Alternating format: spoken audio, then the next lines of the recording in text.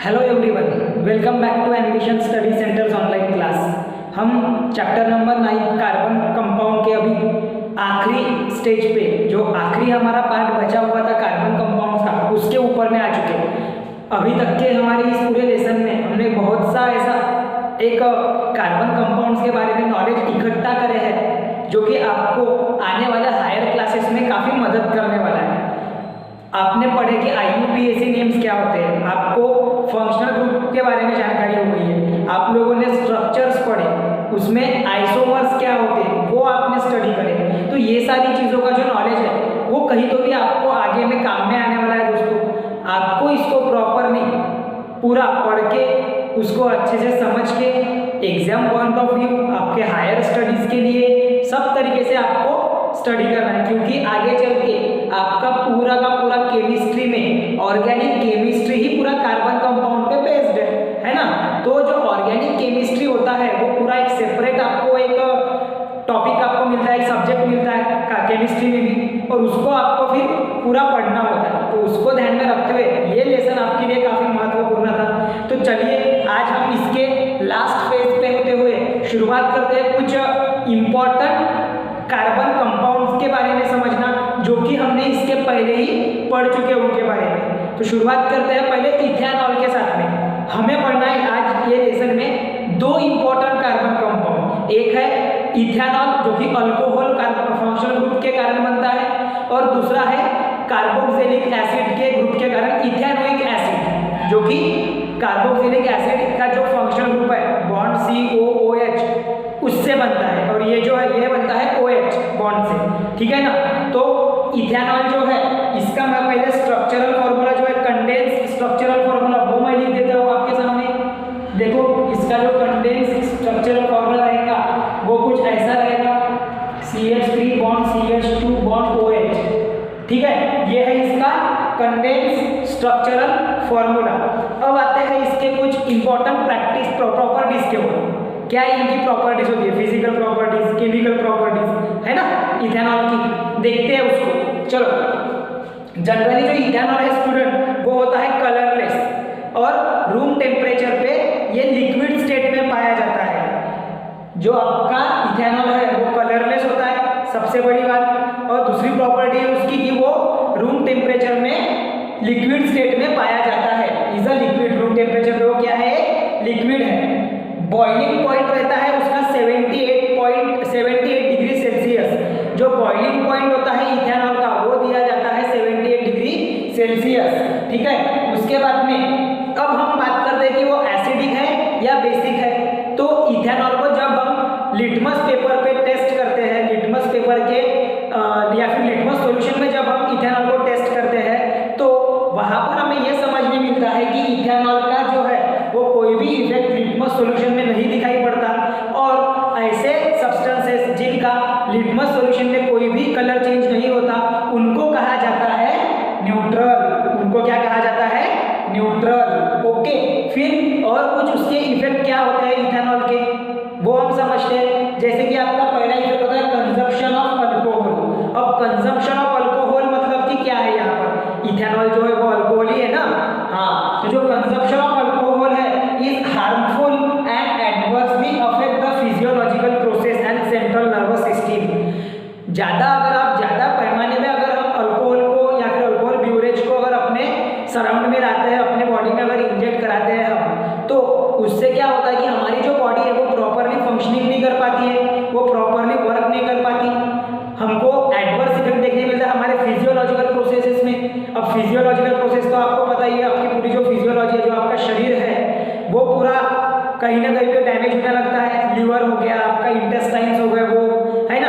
उसके बाद में जो आपका ब्रेन है उसके ऊपर में भी काफ़ी गलत असर उसका होता है, ठीक है। सेंट्रल नर्वस सिस्टम जो होती है आपकी, उसके ऊपर में भी उसका काफ़ी बेकार इफेक्ट होता है। आप बायोलॉजी में उसको और डीप में पढ़ते हो जब आप सेंट्रल नर्वस सिस्टम के जो लेसन पढ़ते हो तो, ठीक है। दूसरी बात उसमें ethanol is a good solvent. अब एक उसकी प्रॉपर्टी बेकार जो हमने बताया वो तो बैड क्वालिटी हो गई, एक उसकी अच्छी क्वालिटी ये भी है कि ethanol is a good solvent, मतलब ये एक सॉल्वेंट के रूप में काफ़ी अच्छे से मिक्स हो जाता है किसी दूसरे सब्सटेंसेस के साथ में, ठीक है। वो एक गुड सॉल्वेंट है। So it is use in medicine, जब हम दवाइयाँ वगैरह की बात करते हैं तो जो कफ मिक्सचर हो गया, खांसी की जो दवाइयाँ होती है, उसके बाद में जो टॉनिक्स वगैरह बनाई जाती है बहुत सी शरीरों के लिए, अपने बॉडी के लिए। आफ्टर दैट एक टिंक्चर आयोडीन। अब ये टिंक्चर आयोडीन क्या है?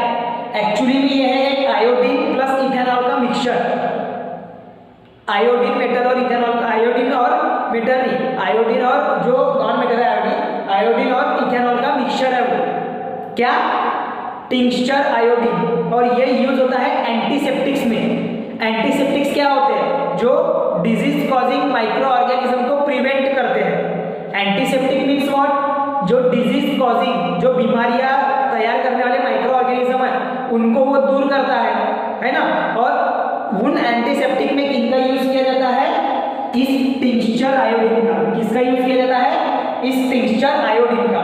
ठीक है, तो इसमें भी क्या प्रेजेंट होता है? इथेनॉल प्रेजेंट होता है एज अ गुड सॉल्वेंट, उसको सॉल्यूशन में मिक्स कराने के लिए। ठीक है, आगे में ethanol is use as a fuel, मतलब कि बर्निंग के लिए भी इथेनॉल का यूज किया जाता है। As a fuel ethanol use होता है।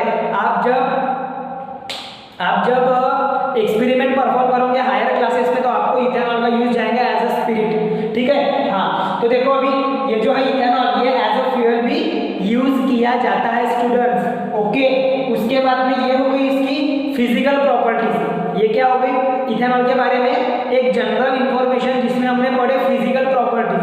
अब हम पढ़ने जा रहे हैं केमिकल प्रॉपर्टीज ऑफ इथेनॉल। क्या पढ़ने जा रहे हैं? Chemical properties of ethanol.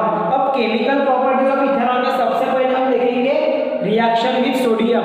आपके टेक्स्ट बुक में अभी क्या हुआ है कि आपको एक्सपेरिमेंट दिए हैं, आपको ट्रायल्स करके बोला गया है, तो वो आपने पढ़ना है, उसकी प्रोसीजर देखना है। और हम एक्सपेरिमेंट जब परफॉर्म कर रहे हैं तो आपको वो ऑब्जर्वेशन क्या दिखे वो आपको लिखना है। तो टीचर के ऑब्जर्वेशन में आपको करना है, आपके क्लास टीचर बोलो या स्कूल के टीचर्स के ऑब्जर्वेशन में। ठीक है, हम यहाँ पर रिएक्शंस पढ़ेंगे, उनकी केमिकल प्रॉपर्टीज पढ़ेंगे। समझ में आ रहा है? ऑक्सीडेशन प्रॉपर्टी है उसकी, कंबशन प्रॉपर्टी है, नाइट्रोजन बोल रहा हूँ, एस्टरिफिकेशन प्रॉपर्टीज होती है इथेनॉल की, वो हम इथेनॉइक एसिड के केस में पढ़ेंगे। रिएक्शन विद सोडियम कैसे होती है, कैसे वो अलग कंपाउंड फॉर्म करता है, ये सब हम पढ़ेंगे। समझ में आ रहा है? चलो, तो अभी यहाँ पर हम देखते हैं रिएक्शन विद सोडियम। अब रिएक्शन विद सोडियम में क्या होगा?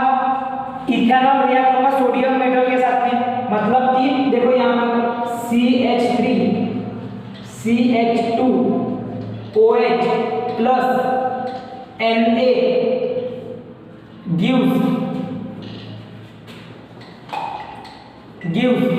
ये देखो यहाँ पर क्या है? ये इतना पार्ट जो है आपका, ये जो इतना पार्ट है आपका, ये पूरा का पूरा क्या है? इथेनॉल है। ये पूरा का पूरा क्या है? इथेनॉल। और ये जो जितना भी पार्ट है ये है आपका सोडियम। ठीक है, ये है आपका सोडियम। अब यहाँ पर प्रोडक्ट क्या फॉर्म होगा? ध्यान दो, यहाँ पर क्या होगा? ध्यान दो, ये जो आपका फंक्शनल ग्रुप है ये फंक्शनल ग्रुप में चेंज आएगा। किस में चेंज आएगा? जब सोडियम मेटल रिएक्ट होगा तो वो जो फंक्शनल ग्रुप है, वो चेंज, उसमें चेंज आएगा। मतलब यहाँ से हाइड्रोजन गैस लिबरेट होंगी। क्या होंगी? हाइड्रोजन गैस लिबरेट होंगी और यहाँ पर फॉर्म होगा sodium ethanoate, sodium ethane oxide. समझ में आ रहा? क्या फॉर्म होगा? Sodium ethane oxide. समझ में आ रहा है? मतलब देखो ये ऑक्सीजन रहेगा लेकिन हाइड्रोजन यहाँ से लिबरेट हो जाएगा, वो गैस के फॉर्म में क्या हो जाएगा? लिबरेट हो जाएगा और वहां पर एक नया कंपाउंड फॉर्म होगा जिसको हम लिखेंगे CH3 bond CH2 bond ONA। ऐसे हाइड्रोजन के जगह पे सोडियम, जहां पर ये हो गया oxide form plus hydrogen gas. तो हाइड्रोजन सिंगल फॉर्म में रहती नहीं है, वो रहती है डायटोमिक स्टेट में, मतलब H2 के फॉर्म में। तो वो होंगी hydrogen gas H2 gas release. क्या होंगी? H2 gas release. अब यहाँ पर और यहाँ पर आप ऑब्जर्व करो कि प्रॉपरली दोनों भी जो रिएक्टेंट और प्रोडक्ट है वो बैलेंस है या नहीं। तो आपको देखने मिलेगा कि CH3 बैलेंस है, CH2 भी बैलेंस है। अब यहाँ पर जो OH में से जो हाइड्रोजन है और ये जो हाइड्रोजन है ये बैलेंस नहीं है, है ना? ऐसा भी देख सकते हो या फिर number of hydrogen molecule, number of carbon molecule and number of sodium atom, molecule नहीं एटम, ठीक है। हाँ वो चेक करना है। कार्बन एटम कितने हैं 1 2, इधर में भी 1 2, चलो कार्बन तो बैलेंस हो गया आपका। उसके बाद में नंबर ऑफ हाइड्रोजन एटम्स कितने हैं 1 2 3 4 5 6, लेफ्ट हैंड साइड में। राइट हैंड साइड में 1 2 3 4 5 6 7, मतलब एक हाइड्रोजन एटम रिएक्टेंट में कम है, एक हाइड्रोजन एटम रिएक्टेंट में कम है। सोडियम तो चलो ठीक है वहां पे वो बैलेंस हो गया, लेकिन अब एक हाइड्रोजन कम है तो हमें क्या उसको क्या करना पड़ेगा, बैलेंस बनाना पड़ेगा। तो हम उसको ऐसा लिख सकते हैं क्या OH2 लिख सकते हैं क्या? ये रॉन्ग हो जाएगा आपका। क्यों रॉन्ग हो जाएगा? क्योंकि ये जो OH है ये यहाँ पर फंक्शनल ग्रुप शो कर रहा है। वो जो OH है वो वहां पर क्या शो कर रहा है, फंक्शनल ग्रुप, जिसने अपना एक प्रॉपर बॉन्डिंग बनाया है। तो यहाँ पर क्या होगा कि हमें ये पूरे के पूरे कंपाउंड को ही, जो इथेनॉल ये जो कंपाउंड है इसी को 2 से मल्टीप्लाई करना पड़ेगा, तभी जाके आपका वो बैलेंस हो पाएगा। तो हमने इसको कर दिया 2 से बैलेंस, ठीक है। तो चलो अभी हाइड्रोजन तो बैलेंस हो गया दोनों साइड में, लेकिन प्रॉब्लम आ गया फिर कार्बन में और ऑक्सीजन में प्रॉब्लम आ गया, और यहाँ पर Na भी जुड़ गया तो Na में भी प्रॉब्लम आ गया सोडियम में।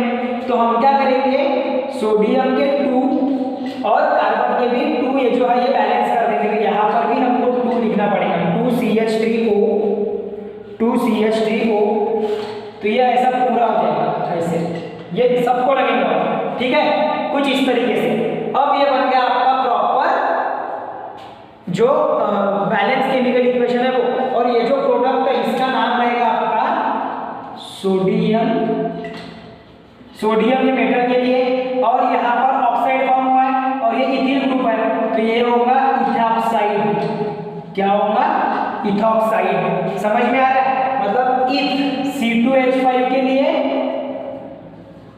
इथ, और ऑक्साइड हुआ है तो ऑक्साइड, इसलिए ये बन गया इथॉक्साइड। समझ में आ रहा है, इथॉक्साइड मतलब इथॉक्साइड, ठीक है। इस तरीके से रिएक्शन होंगी सोडियम की किसके साथ में, इथेनॉल के साथ में। आपको ये वर्ड में भी लिखना पड़ेगा, when ethanol is reacted with sodium metal, then sodium metal it liberate the hydrogen gas and form the sodium ethoxide. ऐसा लिखना पड़ेगा आपको। उसके बाद में रिएक्शन लिखनी पड़ेगी। इस तरीके से आपको केमिकल प्रॉपर्टी शो करना है, ठीक है। अब उसके बाद में आपको एक प्राइरिस करके एक्टिविटी दी हुई है आपके टेक्स्ट बुक में, तो वो जो एक्टिविटी है वो आपने खुद ने समझ के लेना है अच्छे से, ठीक है। उसके बाद में हम आते हैं सेकंड रिएक्शन की ओर, जो कि है रिएक्शन विद ऑक्सीजन। अब ये जो रिएक्शन विद ऑक्सीजन है ये आपके टेक्स्ट बुक में आपको उस टॉपिक में नहीं दी हुई है, लेकिन जब हमने कंबशन रिएक्शन पढ़े थे, जब हमने उसके पहले जब हमने पिछले क्लास में कंबशन रिएक्शन पढ़े थे, तो उस कंबशन रिएक्शन में हमने पढ़े थे कि जब इथेनॉल ऑक्सीजन के साथ में रिएक्ट होता है तो वहां पर वो कार्बन डाइऑक्साइड, वाटर, हीट और लाइट प्रोड्यूस करता है। पढ़े थे, तो वही रहेगा यहाँ पर। रिएक्शन विद ऑक्सीजन कैसे होगा देखो, CH3 bond CH2 bond OH plus oxygen gives CO2 plus H2O plus heat plus light. देखो क्या क्या बन रहा है, CO2 plus H2O plus heat plus light. समझ में आ रहा है क्या? अभी ये कोई प्रॉब्लम है यहाँ पे? अभी ये पहली हो चुकी है। अब इसको हमें क्या करना है, बैलेंस करना है। इस रिएक्शन को कहा जाता है कंबशन, इसे कहा जाता है कंबशन रिएक्शन। कौन सी रिएक्शन बोला जाएगा इसको? Combustion reaction. कंबशन रिएक्शन हो रहा है मतलब कि क्या हो रहा है, बर्निंग। क्या हो रहा है यहाँ पे, बर्निंग हो रहा है, ठीक है। चलो अब करो इसको बैलेंस। देखो कार्बन का एक मॉलिक्यूल यहाँ पर 2 है, तो इसको करना पड़ेगा बैलेंस, तो ये बन गए 2, ठीक है। अब हाइड्रोजन के कितने हो गए इधर में 6, और यहाँ पर है 2, तो इसको करना पड़ेगा 6, तो ये बन गया 6। अब ऑक्सीजन के कितने हैं यहाँ पे 1, और ये 2 3, लेकिन इधर साइड में 2 × 2 4, और ये 3 7, मतलब इसको बनाना पड़ेगा अपने को 3O2, ठीक है। अब हो गया ठीक है। तो ये थी आपकी reaction with sodium and reaction with oxygen. इसका पहले स्क्रीनशॉट लो।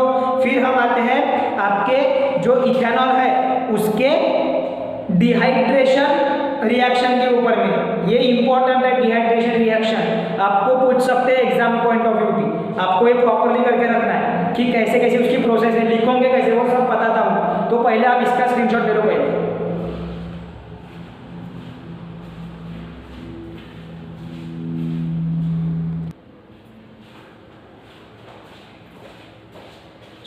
अभी हम देख रहे हैं डिहाइड्रेशन रिएक्शन फॉर इथेनॉल। ये इसलिए मैं इंपॉर्टेंट है बोल रहा हूँ क्योंकि कुछ ऐसे स्पेसिफिक रिएक्शंस ही होते हैं जो आपको generally exam point of view पूछे भी जाते हैं। वैसे आपको हर एक रिएक्शन करके रखना है, बट स्टिल कुछ स्पेसिफिक रिएक्शन को अच्छे से और अच्छे प्रैक्टिस में करते रहना है, ठीक है। तो जैसे कि यहाँ पर हम बात करेंगे dehydration reaction of ethanol.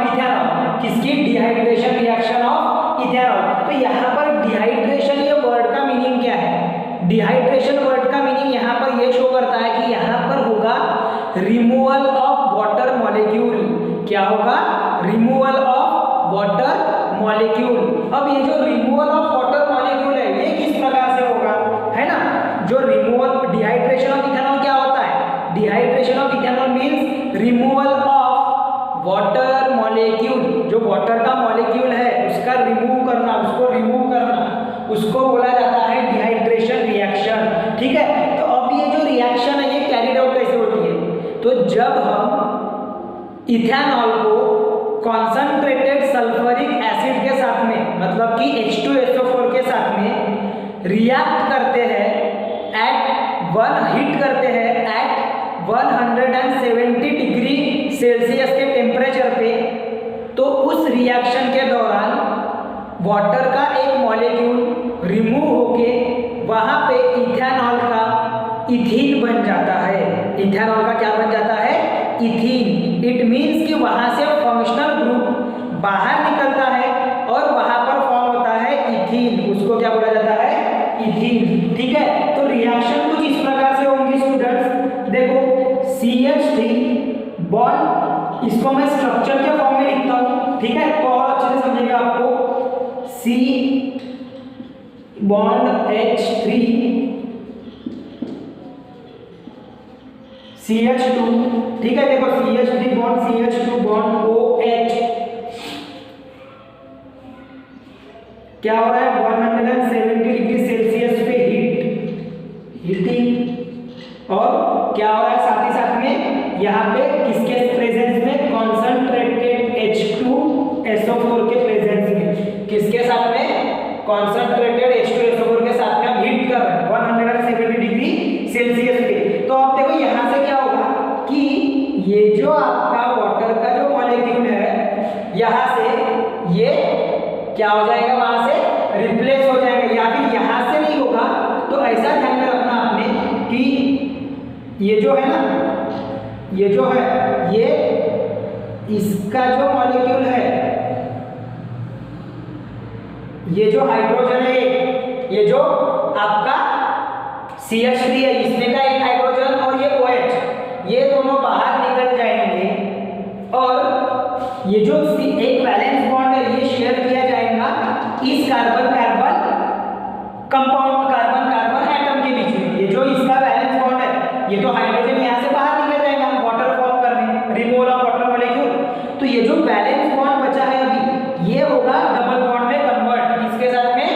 Carbon carbon के बीच में। तो इसको लिखना है तो हम लिखेंगे कुछ इस तरीके से, C double bond OH, C double bond CH plus water, और इसी को हम लिख सकते हैं CH2 double bond CH2 plus water, CH2 double bond CH2 plus water, ऐसा भी लिख सकते हैं इसको।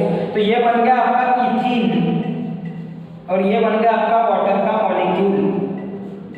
समझ में आ रहा है? ये बन गया आपका वाटर का मॉलिक्यूल। ये ऐसे आपको पूरी प्रोसेस लिखना पड़ेगा, आपको बताना पड़ेगा कि डिहाइड्रेशन ऑफ अल्कोहल या फिर ethanol means removal of water molecule from it, ऐसा बताना पड़ेगा आपको, ठीक है। और ये फिर पूरा आपको रिएक्शन लिखना पड़ेगा, ठीक है ना। वाटर का मॉलिक्यूल क्या होगा आपका? वहां से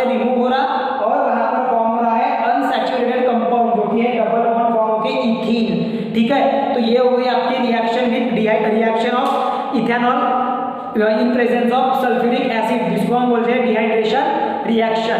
इतने पार्ट का स्क्रीनशॉट लो। उसके बाद में देखते हैं इथेनोइक एसिड की प्रॉपर्टीज।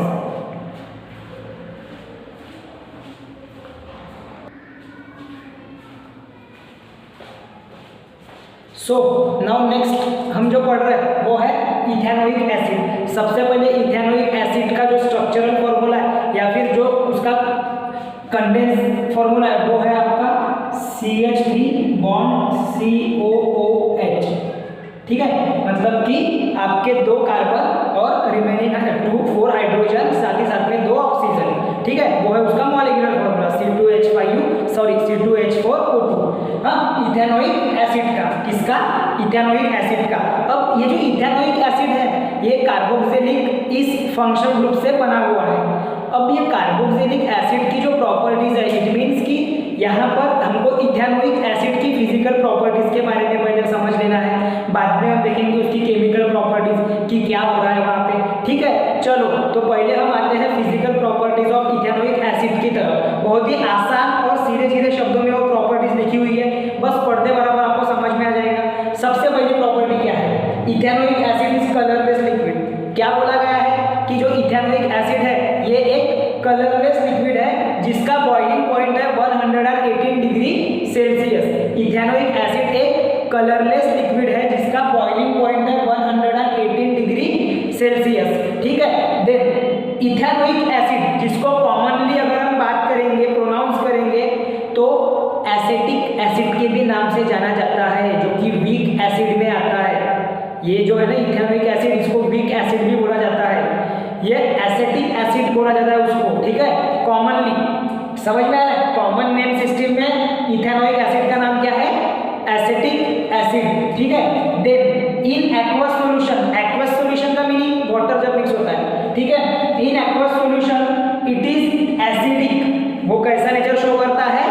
एसिडिक नेचर शो करता है। एसिडिक नेचर शो कर रहा है means blue litmus turns to red litmus. जो ब्लू सॉल्यूशन है लिटमस का वो टर्न हो जाएगा रेड में। और इनफैक्ट अगर हम देखेंगे तो सभी कार्बोक्सिलिक एसिड, मतलब जो होमोलॉगस सीरीज बनती है ना कार्बोक्सिलिक एसिड की, तो ऑलमोस्ट सभी कार्बोक्सिलिक एसिड ब्लू लिटमस से रेड लिटमस ही शो करते हैं कलर चेंज। ठीक है, और इथेनोइक एसिड भी वही करेगा, blue litmus to red litmus में इसका कलर चेंज होगा इथेनोइक एसिड का। और ये एसिडिक सॉल्यूशन, ये एसिडिक है ये। ठीक है, नेचर कौन सा इसका? एसिडिक है, नाम में ही समझ में आ रहा है। ओके, फिर dilute solution of ethanoic acid is in water called as vinegar. जो डाइल्यूट सॉल्यूशन है इथेनोइक एसिड का वाटर के साथ में, उसको बोला जाता है विनेगर। और ये हम खा भी सकते हैं तो उतना कोई प्रॉब्लम नहीं है, हार्मफुल नहीं है। ये जो एसिड है इथेनोइक एसिड, ये हार्मफुल नहीं है। ठीक है, हाँ, dilute solution of ethanoic acid in water called as a vinegar, ये ध्यान में रखना। और ये जो विनेगर है, ये जो विनेगर है ये किसके लिए यूज किया जाता है? As a preservative in pickles.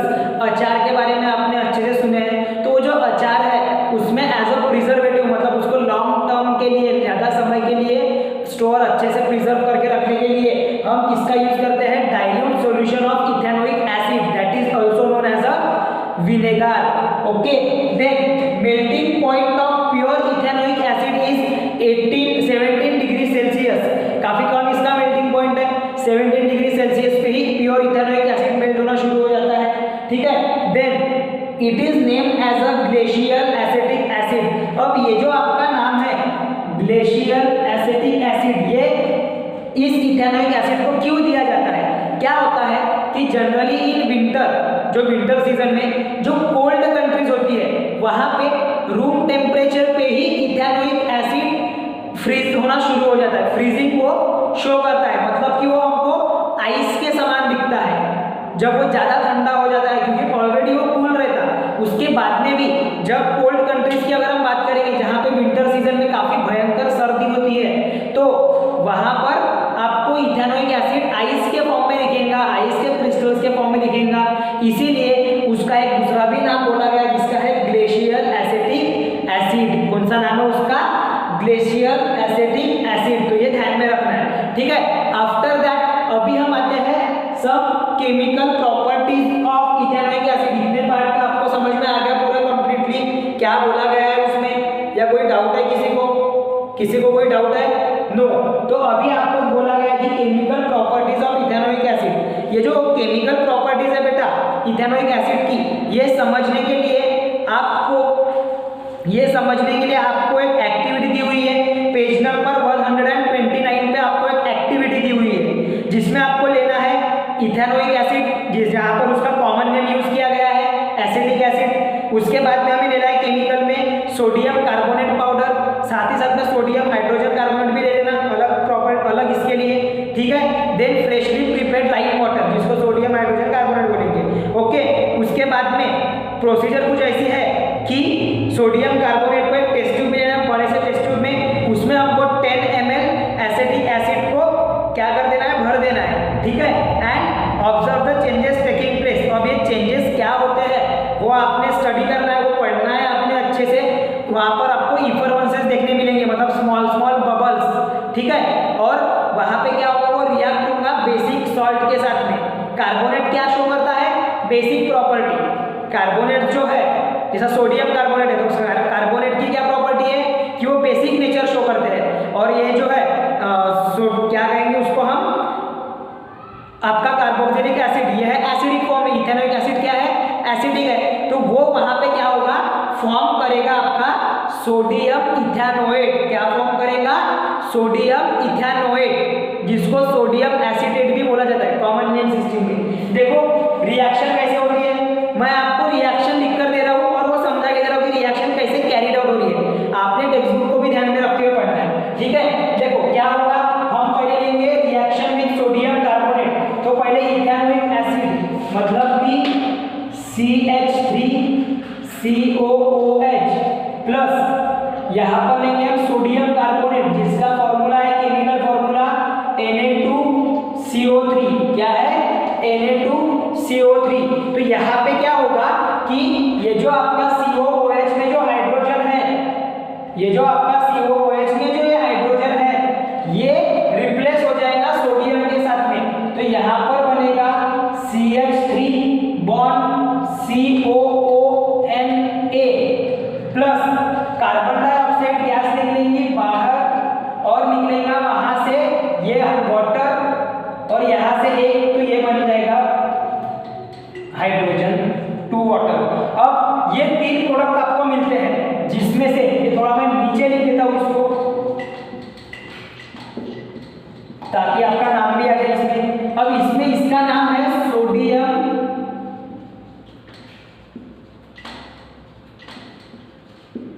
Ethanoate. इसको क्या बोला जाता है, सोडियम इथेनोएट, ठीक है। ये जो सोडियम इथेनोएट है, ये सोडियम इथेनोएट कैसे फॉर्म हो रहा है, इस हाइड्रोजन को रिप्लेस कर दे रहा है ये सोडियम मेटल कार्बोनेट में से, ठीक है। हाँ, और यहाँ से जो CO3 है ये भी ब्रेक होके CO2 और ये हाइड्रोजन के साथ में मिलकर बना रहा है वाटर। लेकिन ये जो रिएक्शन है आपकी, ये आपकी बैलेंस फॉर्म में नहीं है। तो आप क्या करोगे, इसको बैलेंस करोगे। सबसे पहली चीज तो सोडियम ही 2 है, मतलब इसको हम ऐसे नहीं लिख सकते, इसके लिए हमको लिखना पड़ेगा प्रीफिक्स में, मतलब कि उसके कोशेंट में। तो यहाँ पर भी आएगा 2CH3 बॉन्ड COOH, क्या आएगा 2CH3 बॉन्ड COOH। उसके बाद में यहाँ पे देखो अभी C कार्बन के कितने एटम्स है, यहाँ पे 2 और 2 4 और यहाँ पे एक 5, इधर में 2 2 4 और ये 5। चलो कार्बन बैलेंस हो गया आपका। उसके बाद में हाइड्रोजन, यहाँ पर देखो हाइड्रोजन के 2 × 3 6 × 2, क्योंकि ये जो 2 है ये पूरे इसको लगा है COOH को भी, तो ये 2, तो ये बन गया आपका 2, ये 6 और 2 8, यहाँ पर 6 और ये 2 8, हाइड्रोजन भी बैलेंस हो गया। अब आते हैं ऑक्सीजन के ऊपर में। ऑक्सीजन कितने हो गए 1 2 और ये 2, तो 4 और यहाँ पे 7, यहाँ पे 7। उसके बाद में यहाँ पे कितने हो गए, ये 4 और यहाँ पर भी एक ही है, मतलब यहाँ पे हमको लगेंगे नहीं, ये 1 और ये 2, मतलब 3, मतलब ये भी आपके बैलेंस हो गए। तो ये रिएक्शन आपकी बैलेंस हो गई। आपको रिएक्शन कैसे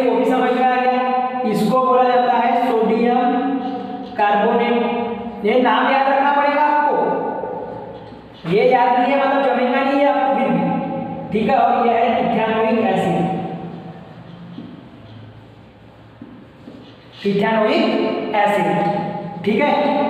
अब सेकंड रिएक्शन होगी सोडियम हाइड्रोजन कार्बोनेट के साथ में।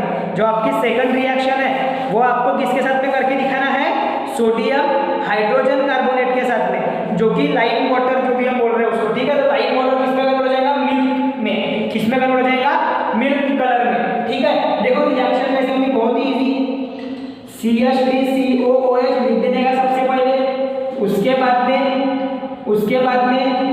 NaHCO3, ध्यान से देखो कैसे लिखा हुआ मैंने इसको, सोडियम हाइड्रोजन कार्बोनेट का फॉर्मूला है ये।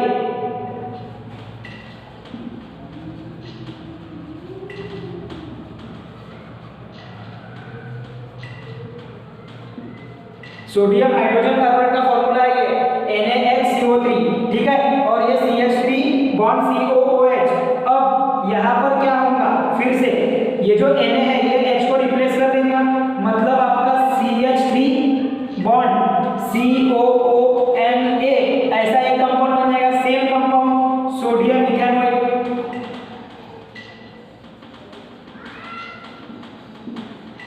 प्लस कार्बन डाइऑक्साइड फॉर्म होगा, और एक ये हाइड्रोजन एक ये हाइड्रोजन दोनों मिला के वाटर, और एक यहाँ का ऑक्सीजन।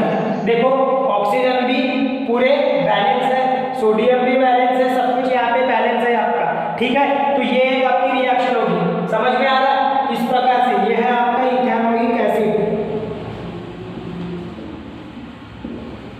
ये है आपका इथेनोइक एसिड, समझ में आया। ये दो रिएक्शन आपको पढ़ना था।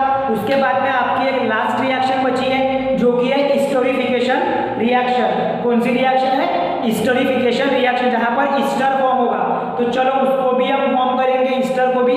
पहले इसका स्क्रीनशॉट ले लो, फिर स्टोरिफिकेशन रिएक्शन देखते हैं।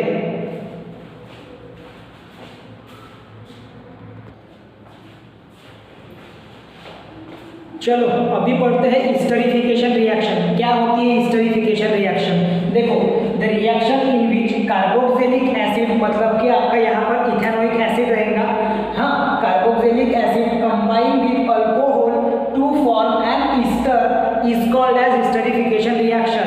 मीन्स कि जब carboxylic acid like ethanoic acid, ठीक है, एंड अल्कोहल लाइक इथेनॉल जो CH3CH2OH हमने लिखे थे ना, वो जब ये दोनों रिएक्ट होते हैं, जब ये दोनों रिएक्ट होते हैं तो वहां पर फॉर्म होता है एक ईस्टर। क्या फॉर्म होता है, ईस्टर।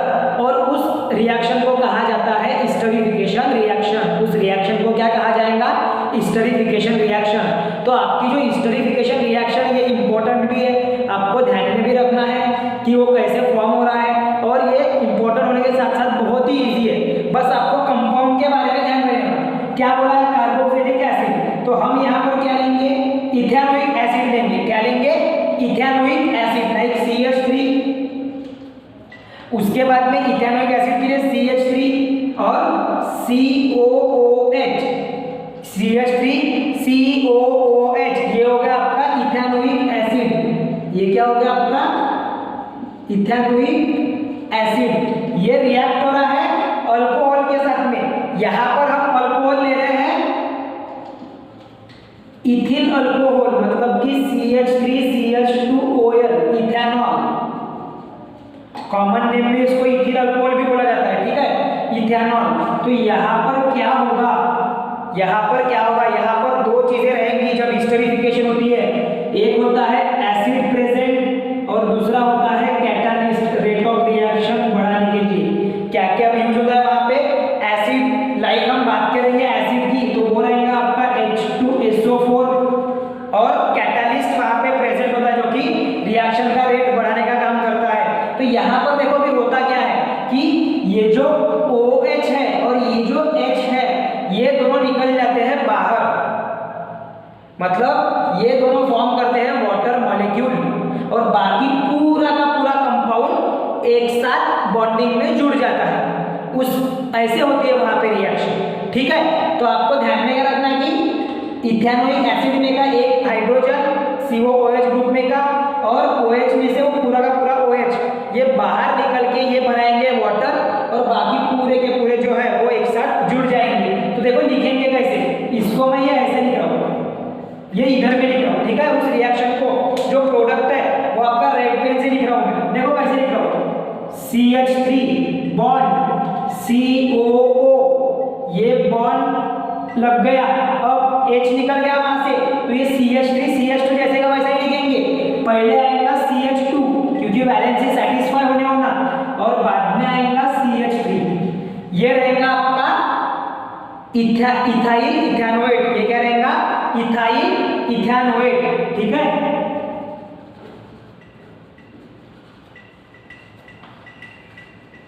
इसको बोला जाता है इथाइल इथेनोएट, और साथ ही साथ में क्या फॉर्म होगा वहां पे, वाटर, साथ ही साथ में क्या फॉर्म होगा वहां पे, वाटर, क्या फॉर्म होगा, वाटर। समझ में आ रहा है, ये जो है ये रिएक्शन ऐसे इधर में दिखाया मैंने प्रोडक्ट उसका, ये यहाँ पे दिखाया मैंने उसका प्रोडक्ट CH3 CH2, इस पे ध्यान देना, ये वैलेंस से सेटिस्फाई होगा, CH3 लिखता हूं मैं यहाँ पे, तो ये वैलेंस से सेटिस्फाई नहीं होगी ना बराबर से, समझ में आ रहा है क्या, है ना, क्योंकि CH3 होने के बावजूद ये कार्बन कैसे क्या फिर अटैच है उस पे, ऐसा हो जाएगा, तो ये CH2 पहले और फिर CH3 आएगा, ठीक है। ये बन गया आपका इथिल इथेनोएट, मतलब कि ईस्टर, क्या है ये एक्चुअली में, ईस्टर है। ईस्टर कैसे पहचानेंगे, ये इसके ऊपर से, ये आपका ऐसा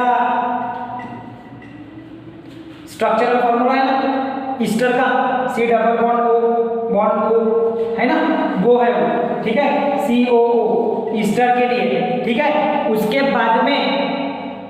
बाद में आपको ध्यान देना है कि ये जो ईस्टर है ये जब रिएक्ट होता है सोडियम हाइड्रोजन के अपना हाइड्रोक्साइड के साथ में, सोडियम हाइड्रोक्साइड के साथ में, तो वो फॉर्म करता है फिर से अल्कोहल और इथेनोइक एसिड, मतलब कि वो फॉर्म करेगा आपका अल्कोहल और इथेनोइक एसिड, जो सोडियम इथेनोएट है वो, मतलब सॉल्ट और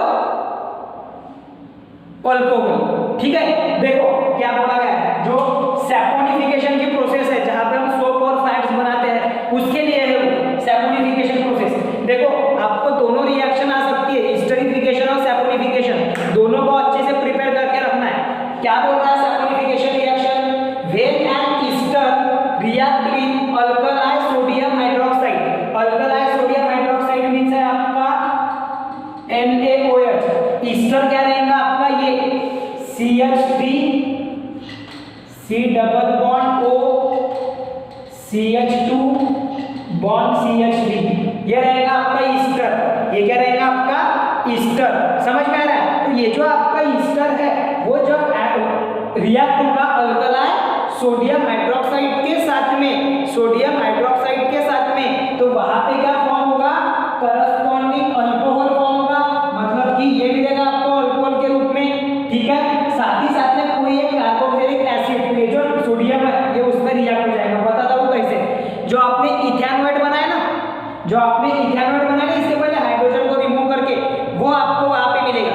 तो देखो रिएक्शन कैसे होगी, उस रिएक्शन को कहा जाता है सैपोनिफिकेशन रिएक्शन। अब रिएक्शन देखो बहुत ही आसान है, बस हमको लिखना है पहले Easter CH3 COO CH2 CH3, उसमें ऐड क्या हो रहा है, सोडियम हाइड्रोक्साइड, क्या ऐड हो रहा है, सोडियम हाइड्रोक्साइड, ये है आपका ईस्टर, ये है आपका सोडियम हाइड्रोक्साइड। अब ये जगह नहीं होने के कारण, आगे में नहीं होने के कारण मैं ऐसे इस प्रकार से लिखता हूँ उसको, ठीक है। ये रिएक्शन का जो प्रोडक्ट है ऐसे लिख रहा हूँ मैं, देखो क्या आएगा उसकी जगह पे, पहला बनेगा आपका अल्कोहल और कार्बोक्सिलिक एसिड, तो मैं पहले बनाता हूँ कार्बोक्सिलिक एसिड, वो रहेगा आपका सॉल्ट के फॉर्म में, मेटल सॉल्ट के फॉर्म में, कौन से फॉर्म में रहेगा, मेटल सॉल्ट के फॉर्म में, ठीक है ना। लाइक देखो अभी कैसे लिख रहा हूँ उसको मैं, CH3 COONA, ये बनेगा आपका पहला प्रोडक्ट, और दूसरा क्या बनेगा, ये बॉन्ड ब्रेक होके, ये बॉन्ड ब्रेक होके ये इतना पार जाएगा और ये OH आ जाएगा, मतलब कि CH3 CH2 OH ethanol, ethanol, और ये सोडियम आ जाएगा इसके जगह पे, तो ये बन गया आपका सोडियम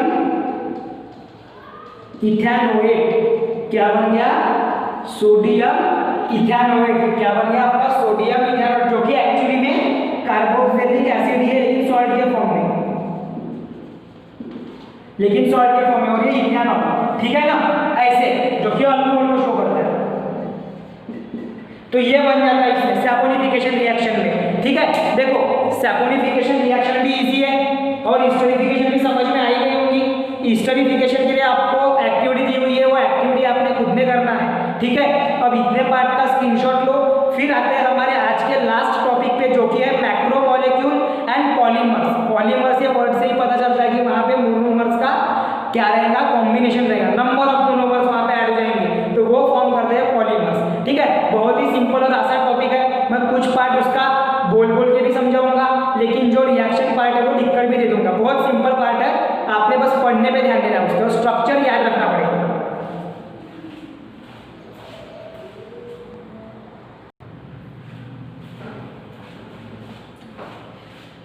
सो नाउ हम कंटिन्यू करते हैं अपना लास्ट टॉपिक, जो कि है मैक्रोमोलेक्यूल्स का। अब मैक्रोमोलेक्यूल्स जो है ये कार्बन कंपाउंड्स की अगर हम बात करते हैं, तो आपने पहले भी देखे कि large number of carbon chains form होती है कार्बन कंपाउंड में, और उसमें अगर नंबर ऑफ कार्बन चेन्स अगर ज्वाइन होते गई तो वो फॉर्म करते हैं एक बड़ा सा यूनिट, एक बड़ा सा कंपाउंड, जिसको बोला, एक बड़ा सा मॉलिक्यूल वो फॉर्म करते हैं, जिसको बोला जाता है मैक्रोमोलेक्यूल।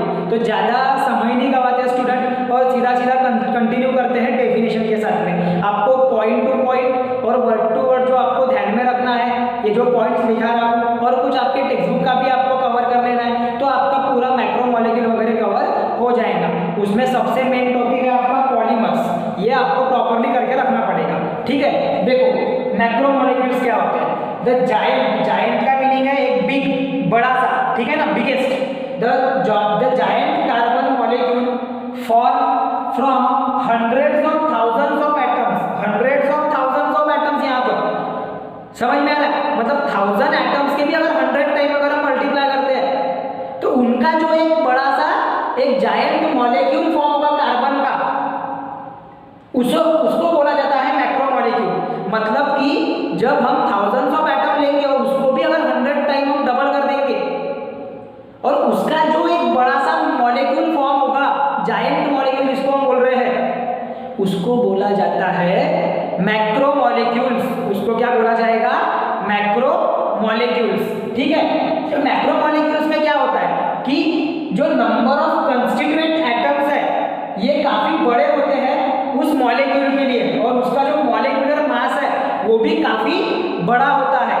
समझ में आ रहा है? लाइक आप फाइबर्स की बात करते हो, आप अगर नेचुरल जो मैक्रोमोलेक्यूल की बात करोगे, तो आपका न्यूक्लिक एसिड, उसके बाद में पॉलीसैकेराइड जिसमें ग्लूकोज, फूड्स वगैरह के कंटेंट आते हैं, आपके क्लोथिंग्स वगैरह बनने में आती है उसमें नेचुरली, है ना, ये सब आता है उसमें, ठीक है। मैक्रोमोलेक्यूल्स में मैक्रो ये वर्ड का मीनिंग ही होता है बिग, बड़ा।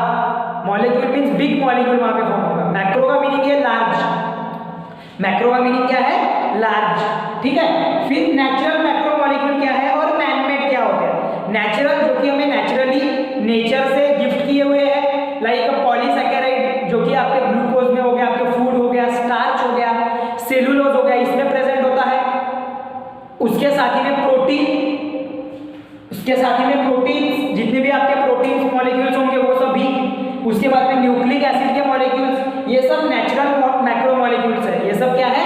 नेचुरल मैक्रोमोलेक्यूल्स है। उन सब के अलग अलग यूज होते हैं जो आप बायोलॉजी में भी पढ़ते हो, और साथ ही साथ में आपको आपके टेक्स्ट बुक में भी अच्छे से दिया हुआ है। Student, you have to read the text book thoroughly and you will get the idea about natural macromolecules. Okay, फिर आते हैं मैनमेड मैक्रोमोलेक्यूल्स के ऊपर में। मैनमेड ये वर्ड से ही पता चल रहा है कि लैब में इंसानों के द्वारा बनाए गए मॉलिक्यूल्स, मैक्रोमोलेक्यूल्स, उनको कहा जाता है मैनमेड मैक्रोमोलेक्यूल्स। लाइक हम बात करते हैं फाइबर्स की। अब फाइबर्स के बारे में आपने पढ़े हो, प्लास्टिक्स तैयार करना, अलग अलग आपके रबर्स तैयार करना, सिल्क नेचुरली, आर्टिफिशियली, नेचुरली भी प्रेजेंट होते हैं और आर्टिफिशियली होते हैं, रबर और सिल्क।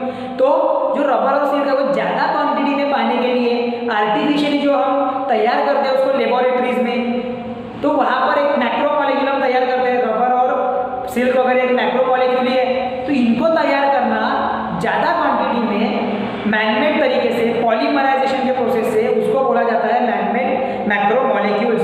उसमें फाइबर्स भी आ जाते हैं आपके, साथ ही साथ में इलास्टोमर्स जिनकी इलास्टिक प्रॉपर्टी शो करते हैं, वो रबर्स वगैरह आपके, ठीक है।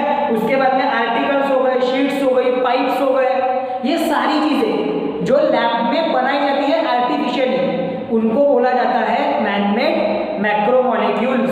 समझ में आ रहा है? और वो जनरली तैयार करते हैं पॉलीमर्स।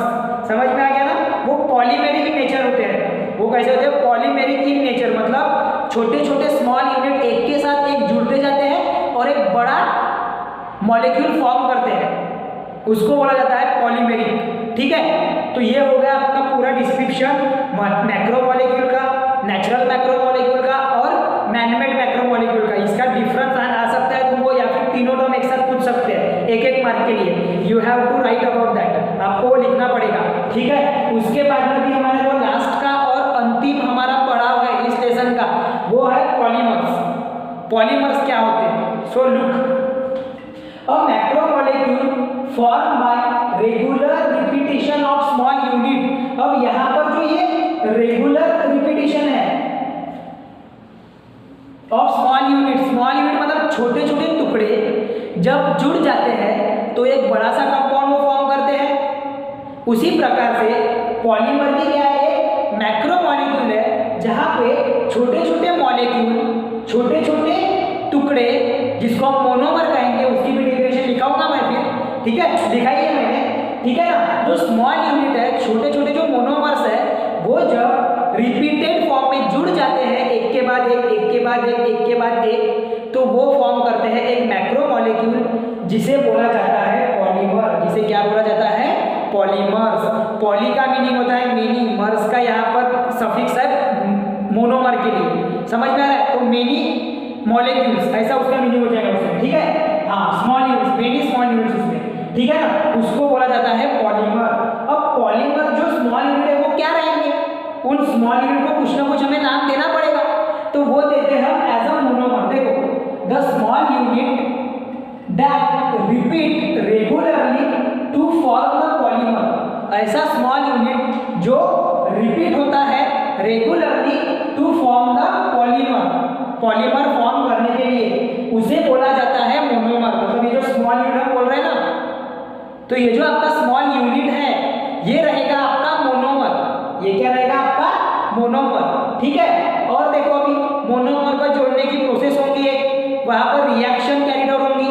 उस रिएक्शन को बोला जाता है पॉलीमराइजेशन रिएक्शन। क्या बोला जाता है? Polymerisation reaction. देखो, the reaction in which monomer molecule are converted into polymer, ऐसी रिएक्शन जिसमें मोनोमर्स को पॉलीमर में कन्वर्ट किया जाता है, उसे बोला जाता है पॉलीमराइजेशन रिएक्शन। उस रिएक्शन को क्या बोला जाता है? Polymerisation reaction. ठीक है, मैं यहाँ पर एग्जांपल के तौर पे आपको इथाइलिन के मोनोमर लिए दिखा रहा हूँ। ये सिंगल इथाइलिन है, इथिन हम जिसको बोलते हैं ना, इथिन, इथिन वही है, वो इथिन बोलो या इथाइलिन बोलो, सेम थिंग है। इथाइलिन बोलो या इथिन बोलो, ठीक है। तो इसका ये सिंगल मोनोमर एक के बाद एक क्या होते जा रहे हैं? जुड़ते जा रहे हैं। ऐसे n नंबर ऑफ मोनोमर जुड़ते जाएंगे। क्या होते जाएंगे? n नंबर ऑफ मोनोमर उसमें ऐड होंगे। ठीक है, उनके बीच में होगा पॉलीमराइजेशन। कौन सी प्रोसेस होगी उसके बीच में? पॉलीमराइजेशन की। और उस पॉलीमराइजेशन के प्रोसेस के अकॉर्डिंग वहां पे कुछ इस तरीके का आपको स्ट्रक्चर स्टडी करने मिलेगा, जहां पे ये जो डबल बॉन्ड है ये कुछ इस तरीके से दिखाते हैं। आप ये जो डबल बॉन्ड होता है ना, ये दोनों कार्बन को उसके जो कंस्टिट्यूएंट कार्बन है उसको जोड़ने का काम करता है कुछ इस तरीके से। देखो, ये जो डबल बॉन्ड है, एक बॉन्ड इधर एक बॉन्ड इधर, ऐसा इसका मीनिंग होता है। ठीक है, ये डबल बॉन्ड के लिए, और वो इस तरीके से शो देते हैं। और नीचे में देखो मैंने क्या लिखा है? n का मीनिंग क्या है यहाँ पे? कि नंबर ऑफ मोनोमर जुड़ रहे हैं रिपीट फॉर्म में, इसको बोला जाता है, इसका जो नाम रहेगा आपका उसको बोला जाएगा पॉली इथाइलिन। इथाइलिन के मोनोमर जुड़ रहे हैं इसीलिए। और n नंबर ऑफ है, n नंबर क्या शो कर रहा है? पॉली, मतलब मेनी, बहुत ज़्यादा, बहुत सारे, ठीक है, तो उसका नाम दिया जाएगा पॉलीइथाइलिन। क्या बोला जाएगा? पॉलीइथाइलिन। तो इस प्रकार से सिंथेसिस होता है पॉलीमर का, जहां पर हम नंबर ऑफ अलग अलग पॉलीथीन बैग्स, आपके कैरी बैग्स, पाइप्स, जो चेयर्स होती है फाइबर्स की, उसके बाद में ब्लैंकेट, क्लोथिंग, जो पीवीसी पाइप है, पॉलीविनिल क्लोराइड पाइप, जो कि यूज किए जाते हैं वाटर वगैरह सप्लाई करने के लिए, थर्मल, जो थर्मोकॉल की जो एक्टिविटी आर्टिकल्स है वो, ये सब बना सकते हैं, ठीक है। और इनका बहुत ही वाइड एप्लीकेशन है पॉलीमर्स का, जो कि आपको पढ़ना है हायर स्टडीज में। यहाँ पर फिलहाल में आपको ये इतना ध्यान में रखना है। साथ ही साथ में स्टूडेंट, आपके टेक्स्ट बुक में आपको एक टेबल दिया हुआ है सिंथेसिस ऑफ पॉलीथीन के लिए, पॉलीइथाइलिन के लिए, जहाँ पर डबल बॉन्ड और ट्रिपल बॉन्ड कैसे ब्रेक होता है वो आपको बताया गया उसमें, ठीक है। और आपको उसका पूरा का पूरा जो है स्ट्रक्चर, उसका पॉलीमर स्ट्रक्चर, उसका स्ट्रक्चरल फॉर्मूला, मोनोमर क्या होते हैं, उनके यूजेस, वो पूरा टेबल आपको याद करना है। आपके पेज नंबर 132 पे जो दिया हुआ है, ठीक है, वो टेबल आपको याद करना है। उसके नेक्स्ट वाला टेबल भी याद करके रख दो, नेचुरल पॉलीमर के लिए, और उनका ऑकरेंस कैसे होता है उसके लिए है वो। समझ में आ रहा है? मतलब कहाँ से वो मिलता है हमें नेचुरल पॉलीमर, समझ में आ रहा है? हाँ, तो ये सारी चीजें हमें याद करके रखना पड़ेगा, उनके स्ट्रक्चर की प्रैक्टिस एंड ऑल दैट, ठीक है। यहाँ पर हमारा ये लेसन खत्म होता है। आई होप आपको पूरे के पूरे टर्म्स, पूरे के पूरे कॉन्सेप्ट अच्छे से पूरा डीप में समझ में आ ही गए होंगे फ्रॉम स्टार्टिंग, ठीक है। उसके बाद में आपने इतने पूरे सेशन में जितना भी पढ़े उसका पूरा रिवीजन प्लान रेडी रखो अपने अपने टाइम टेबल में। आपको वो पूरा रिवीजन करते रहना है। बहुत ही इंपॉर्टेंट लेसन है आपके बोर्ड के हिसाब से। जिसने अच्छे से प्रिपेयर कर लिया उसके कम से कम 6 से 8 मार्क तो कहीं नहीं है, ठीक है। हाँ, तो उसके हिसाब से प्रॉपरली प्रिपरेशन और पूरा जोर लगा के उसकी मेहनत, ठीक है ना। ये सारी चीजें करना है। चलो आज के लिए इतना ही, मिलेंगे अभी अगले क्लास में एक नए लेसन के साथ में। उस तभी के लिए बाय बाय।